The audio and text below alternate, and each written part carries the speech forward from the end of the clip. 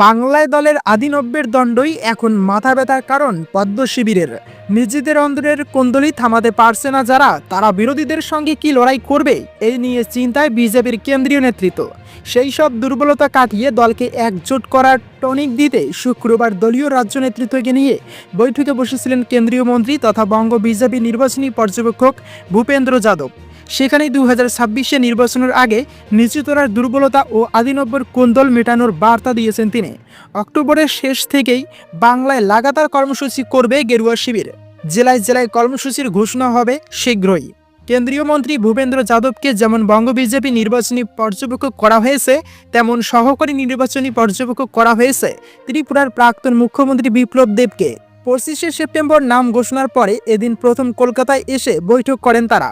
কলকাতা বিমানবন্দরে তাদের স্বাগত জানাতে উপস্থিত ছিলেন রাজ্য বিজেপির সভাপতি শ্রমিক ভট্টাচার্য, প্রাক্তন সাংসদ নিশীথ প্রামাণিক, পুরুলিয়ার সাংসদ জ্যোতির্ময় সিং মাহাতো, রাজ্য নেতা উমাশঙ্কর ঘোষ দস্তিদার। এদিন বৈঠকে ছিলেন বাংলার দায়িত্বপ্রাপ্ত কেন্দ্রীয় পর্যবেক্ষক সুনীল বনসল, ছিলেন বিরোধী নেতা শুভেন্দু অধিকারী, কেন্দ্রীয় মন্ত্রী সুকান্ত মজুমদার, রাজ্য সভাপতি শ্রমিক ভট্টাচার্য, কেন্দ্রীয় পর্যবেক্ষক অমিত মালব্য এবং সতীশ ধন সহ ৪ জন সাধারণ সম্পাদক। দুর্গাপুজো মিটতেই ২৬-এর ভোটের গুটি সাজাতে বসে পড়েছে গেরুয়া শিবির, আর সেখানে কাটা হয়ে দাঁড়িয়েছে বঙ্গ বিজেপির অন্দরের কোন্দল। অভিযোগ, তৎকাল বিজেপিদের চাপে কোণঠাসা আদি বিজেপি নেতারা, ফলে তারা নিষ্ক্রিয় হয়ে বসে পড়েছেন। এখন তাদের চাগিয়ে তুলে কাজে ফেরানোই বড় চ্যালেঞ্জ ভূপেন্দ্র বিপ্লবদের।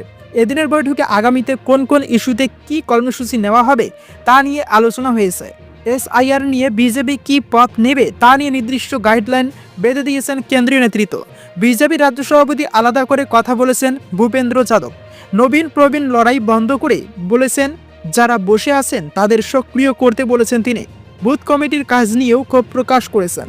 বিজেপি সূত্রের খবর, দুর্গাপুজোর আবহ শেষ হলেই লাগাতার ডেলি প্যাসেঞ্জারি শুরু করবেন কেন্দ্রীয় নেতৃত্ব। বিহারে ভোট শেষে বাংলায় আসা যাওয়া করবেন অমিত শাহ। অক্টোবরের শেষ থেকেই বাংলায় লাগাতার কর্মসূচি করবে গেরুয়া শিবির। জেলায় জেলায় কর্মসূচির ঘোষণা হবে শীঘ্রই।